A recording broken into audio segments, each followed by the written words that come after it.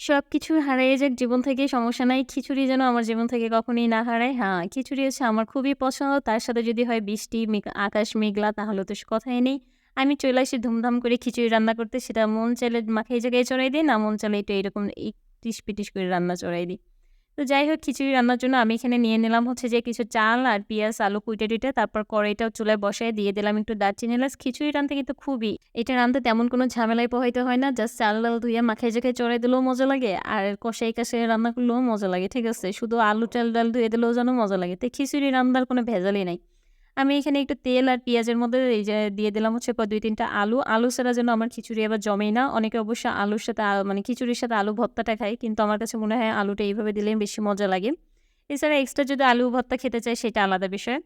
তারপরে এই যে চাল-ডালগুলোকে একটু লবণ আর একটু হলুদ দিয়ে আমি সুন্দর করে একটু ভাজা করে নেব যেন ভাতটা একটু ঝরঝরে হয়। খিচুড়িটা নরম হলেও যদি ভাজা করে নেওয়া হয় ভাতটা মানে নরম খিচুড়ির ভিতরে একটা ঝরঝরে ভাব থাকে। না হলে কেমন জানি একদম আলায় যায় একটা ব্যাপার থাকে। তো যাই হোক এখানে চাল, ডাল, আলুটারে খুব সুন্দর করে তেল দিয়ে ভেজে আমি একটু গরম পানি দিয়ে দিলাম। কিন্তু আমি এই যে কড়াইটা নিছি, এই কড়াইটা কেমন যেন তিরিং-বিরিং করতাছে। ঠিক আছে? এই কড়াইটা পাল্টানো লাগবে। আমার কাছে রসুন বাটা ছিল না। এজন্য আস্ত রসুন, গুঁড়া রসুন দিয়ে দিলাম। দিলাম একটু আদা বাটা। দিয়ে এটাকে সুন্দর করে একটু নাড়াচাড়া নিলাম। এই যে অবশেষে আমাকে কড়াইটা পাল্টাইতেই হলো। আমি একটা সসপ্যানের ভিতরে খিচুড়িগুলোকে ঢাইলা দিলাম। না হলে মানে কড়াই নড়তাছে কেন যেন চুলাটায় বসতে চাচ্ছে না। পাত্রে ঢালার পরে এখানে কয়েকটা কাঁচামরিচ ফালি করে দিয়ে দিলাম। কাঁচামরিচ দিয়ে এটাকে একটু ঢেকে দেবো খুব সুন্দর করে। একটা লবঙ্গ দিয়ে দিলাম ঢাকনার সাথে যেন একটু ভাপ না চলে যায়। আসলে কি লবঙ্গেতে ভাপ থাকে না, আসলে লবঙ্গটা দেওয়ার পরে কিন্তু একটা ভাপ বের হয়। তারপরেও ওই যে অনেকে দেয় তাই দেখে আমিও দিলাম। এই যে আমার খিচুড়ি অলরেডি ২০ থেকে ২৫ মিনিটের মধ্যেই দেখো খিচুড়িটা অনেক সুন্দরভাবে হয়ে গেছে। পানিটা একদম অ্যাডজাস্ট হয়ে গেছে। ঠিক আছে? আমি এই টাইপের খিচুড়িটাই পছন্দ করি। আবার ঝরঝরেটাও পছন্দ করি। কিন্তু আমার কাছে কেন জানি এই খিচুড়িটা একটু বেশিই মজা লাগে। এরপরে খিচুড়ি যেহেতু হয়ে গেছে এখন এর সাথে তো আমার কিছু আরেকটু লাগবে। এটার জন্য আমি ২ টা ডিম এখানে খুব সুন্দর করে ভুনা করে নেব। আমি ডিমটা আজকে ভাজি খাবো না। এখানে ২ টা ডিম আমি হচ্ছে ভুনা করে নিব। মানে একদম মসলা থাকবে ঝাল কইরা। বৃষ্টি পড়তেছে বাহিরে এত সুন্দর ওয়েদারে আর এরকম সময় যে ঝাল ভুনা খিচুড়ি মানে মসলা মাখায় অন্যরকম একটা টেস্ট লাগে। এজন্য হচ্ছে আমি মসলাটা এভাবে মাখায় নিচ্ছি। তো এজন্য হচ্ছে আমি আজকে ডিমটাকে রান্না করব। এখানে কড়াইতে ডিমটা ভাজার পরে ওই তেলেই আমি একটু পেঁয়াজ কুচি দিয়ে দিচ্ছি। পেঁয়াজটাকে ভাজা হওয়ার পরে এর সাথে দিয়ে দেবো একটু রসুন বাটা, একটু আদা বাটা আর একটু হচ্ছে ধইনা বাটা। ২ টা ডিমে এত মসলা দিব কারণ হচ্ছে আমি এটা পুরোটাই আজকে মসলা করব। দেখো ডিমের গ্রেভিটা হবে অন্যরকম। ওগুলো একটু খুব সুন্দর করে কষায়-টষায় নিয়ে এর সাথে একটু ঝালের গুঁড়া আর হলুদ গুঁড়া, লবণ এই যা আরকি লাগে ঘরোয়া উপকরণগুলো দিয়ে দেব। তোমাদের বাসায় কার খিচুড়ি অনেক বেশি পছন্দের? আর বৃষ্টি হইলেই কার খিচুড়ি খাওয়ার জন্য মনটা উটপুট করে একটু জানাবা। এই যে আমাদের ডিপ ফ্রিজে যে টমেটো ছিল সেই টমেটোটা দিয়ে দিলাম। টমেটো হচ্ছে যে ডিপ ফ্রিজে সংরক্ষণ করে রাখছিল। এইজন্য এখন অসময়ে কাজে লাগে। দেখো ২ টা ডিমের জন্য কত গ্রেভি হইছে। এটা কিন্তু টমেটোটার জন্যই বেশি মসলাটা হইছে।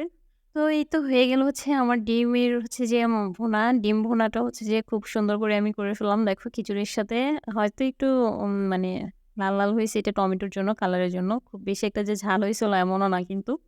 এটা টমেটোর জন্য এরকম ঝাল হইছে। তো আজকে কে বাসায় কি রান্না করছো কমেন্টে জানায় যেও। খিচুড়ি আমার সাথে কার মিল আছে যে আজকে তোমরা খিচুড়ি খেয়েছো। সামান্য একটু ধনিয়াপাতা দিছিলাম যাতে ধনিয়াপাতার ঘ্রাণ বেশি না হয়। কারণ আমি এটা ধনিয়াপাতার ঘ্রাণটা অত চাচ্ছিলাম না। আমি খিচুড়ির সাথে ধনিয়াপাতা ভর্তা বানাইছিলাম তো এইজন্য। তো এই যে দেখো ২ টা ডিম দিয়ে কিন্তু আসলে এভাবে রান্না করে কিন্তু প্রায় ৪-৫ জন মানুষও খাওয়া যায় ২ টা ডিম দিয়ে। কারণ এটা একটা গ্রেভি যেটা হয় এটা দিয়ে ভাত খেয়ে ওঠা যায় প্রায় ২ প্লেট। এই যে আমার খিচুড়ি হয়ে গেছে। এখন আমি খেতে বসে গেলাম। খিচুড়িটা দেখো বেড়ে নিলাম। একদম আমার মন মতো পারফেক্টলি হয়েছে খিচুড়িটা যেরকম চাচ্ছিলাম। এই যে আস্ত রসুনগুলো দিয়ে মাইখা যখন খাবো জাস্ট ইয়াম্মি ঠিক আছে? তোমরা হচ্ছে যে দেইখা মানে বুঝতে পারতেছো যে কতটা মজাদার হবে খিচুড়িটা। আমি কিন্তু খুবই পছন্দ করি। আমার কথা হচ্ছে যে জীবন থেকে যা মন চায় তাই হারায় যায়। খিচুড়ি যেন কখনো না হারায়। আমি পোলাও খুব একটা বেশি খাই না, আবার বিরিয়ানিটা একটু পছন্দ করি। এইখানে খিচুড়ির সাথে আমি এক্সট্রা অনেক ভাজা-পোড়াও খাই। কিন্তু আজকে আমার আর ইচ্ছা করেনি এগুলো ভাজা-পোড়া করতে। এই যে একটু ধইন্যাপাতা জাস্ট ভর্তা করছি আর এই গ্রেভিটা দিয়েই খুব সুন্দর করে মাখায় খাচ্ছিলাম। তো ভালো লাগতেছিল ঠিক আছে খাওয়ার সময়। তো তোমাদের কার খিচুড়িটা অনেক বেশি ফেভারিট আমার মতোই যে মানে দিনের ২-৩ বেলাও খিচুড়ি খেতে পারো সমস্যা নাই। সপ্তাহে ৭ দিনও খিচুড়ি খেতে পারো কোনোই সমস্যা নেই। আর যদি খিচুড়ির সাথে গোশ, পোলাও, ডিম যায় আমার অবশ্যই একটা ডিম ভাজি হইলেই যথেষ্ট হয়ে যায়।